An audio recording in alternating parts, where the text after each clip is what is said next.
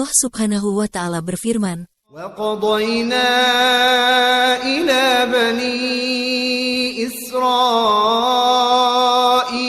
فِي الْكِتَابِ لَتُفْسِدُنَّ فِي الْأَرْضِ مَرَّتَيْنِ وَلَتَعْلُنَّ عُلُوًّا كَبِيرًا فَإِذَا جَاءَ وَعْدُ أُولَاهُمَا بَعَثْنَا عَلَيْكُمْ عِبَادًا لَنَا أُولِي بَأْسٍ شَدِيدٍ فَجَاسُوا خِلَالَ الدِّيَارِ وَكَانَ وَعْدًا مَفْعُولًا.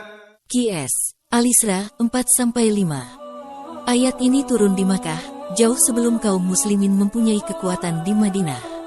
Sejarah mencatat bahwa bangsa Yahudi sudah berkali-kali mengalami kehancuran sebelum Islam datang dan sebelum turunnya ayat-ayat di atas.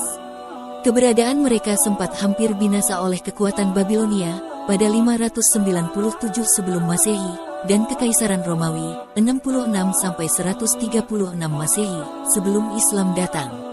Tidak bisa dibantah bahwa kesombongan dan kerusakan yang lebih besar akan mereka lakukan pada masa yang akan datang, sampai akhirnya Allah Subhanahu wa Ta'ala akan melenyapkan mereka dari muka bumi ini, melalui hamba-hambanya yang mempunyai kekuatan sangat besar, yang akan menghabiskan mereka sehabis-habisnya.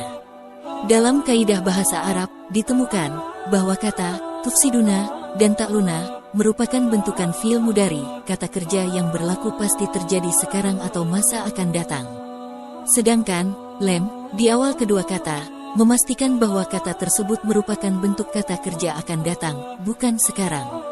Lalu ayat berikutnya disambung dengan lafaz iza yang artinya apabila, dan fa sebelumnya yang merupakan penghubung yang menunjukkan suatu kejadian yang terjadi setelah keadaan sebelumnya telah terpenuhi. Dari pengertian bahasa tersebut, maka dapat disimpulkan bahwa bangsa Yahudi melakukan kerusakan yang pertama setelah ayat tersebut turun. Kemudian disusul dengan penghancuran yang akan menimpa mereka. Lafaz ibadan lana, artinya hamba-hamba kami, merupakan suatu kehormatan bagi orang-orang, yakni hamba-hamba Allah, yang berjuang semata-mata hanya karena Allah, lana, yang akan menghabisi hegemoni Yahudi. Mereka tidak lain yaitu kaum mukminin, sekelompok kaum yang pantas mendapat predikat ibadan lana. Allah Ta'ala berfirman, dan hamba-hamba Tuhan yang Maha Penyayang itu, ialah orang-orang yang berjalan di atas bumi dengan rendah hati, dan apabila orang-orang jahil menyapa mereka, mereka mengucapkan kata-kata yang mengandung keselamatan. QS Al-Furqan 63. Juga dalam firman-Nya, Allah Subhanahu wa Ta'ala berfirman, katakanlah, hai hamba-hambaku yang melampaui batas terhadap diri mereka sendiri, janganlah kamu berputus asa dari rahmat Allah.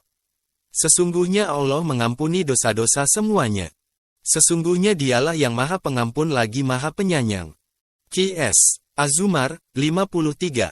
Juga firman-Nya, Maha Suci Allah, yang telah memperjalankan hambanya pada suatu malam, dari Masjidil Haram ke Masjidil Aqsa. QS Al-Isra 1.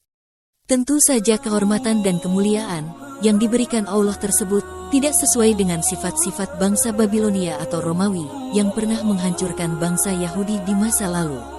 Penghormatan dan kemuliaan itu lebih berhak disandang oleh Nabi Muhammad SAW beserta para sahabatnya dan orang-orang beriman selanjutnya yang mengikuti pola kenabian, manhaj an-nubuwah. Maka, tatkala Nabi Muhammad SAW pertama kali sampai di Madinah, saat hijrah, langsung menyusun perjanjian antara kaum muslimin dengan bangsa Yahudi untuk saling menjaga perdamaian. Namun bangsa yang telah mendapat laknat Allah itu, melanggar dan merusak perjanjian yang sebelumnya mereka sepakati. Oleh karena itu, Allah mendatangkan kepada mereka hamba-hambanya, yakni kaum mukminin yang mempunyai kekuatan besar, untuk mencari Yahudi, keluar masuk kampung ke seluruh pelosok negeri. Berakhirlah kedikjayaan, kepongahan, dan kekuasaan bangsa Yahudi di Madinah, Khaybar, dan kawasan Taima, Jazirah Arab. Hingga hancurlah seluruh pengaruh dan impian mereka untuk bercokol di bumi Arab. Selanjutnya, Allah berfirman, Dialah yang mengeluarkan orang-orang kafir di antara ahli kitab dari kampung-kampung mereka pada saat pengusiran kali yang pertama.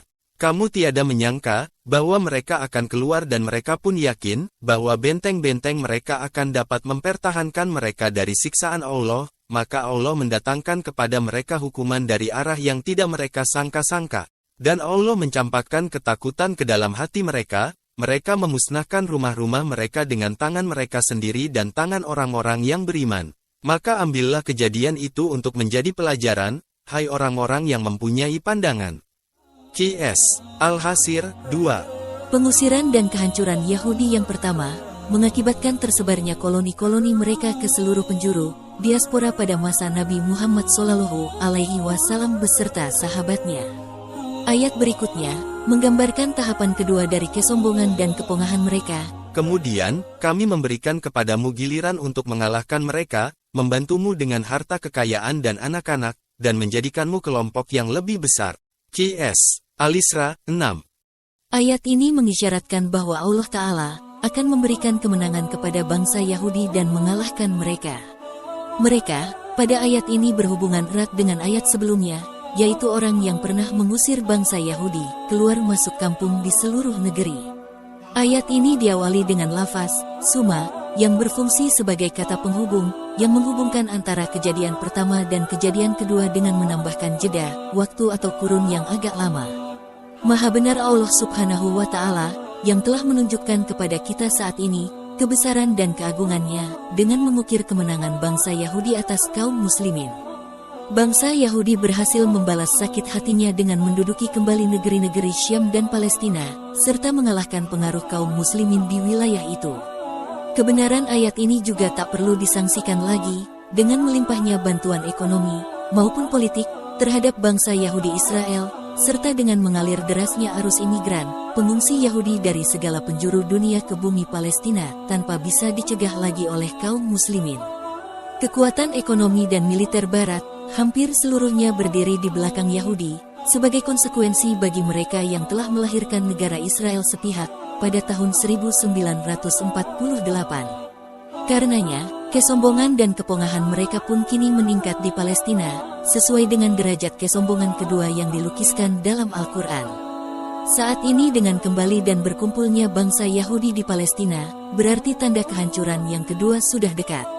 Mereka sedang menunggu orang yang akan menyuramkan muka mereka dan memasuki Masjid Al-Aqsa, serta menghancurkan mereka sehancur-hancurnya. Muhammad Ar-Rasyid menceritakan bahwa pada saat negara Israel berdiri dan memproklamirkan kemerdekaannya di tahun 1948, seorang wanita Yahudi terlihat menangis dan masuk ke rumah keluarganya.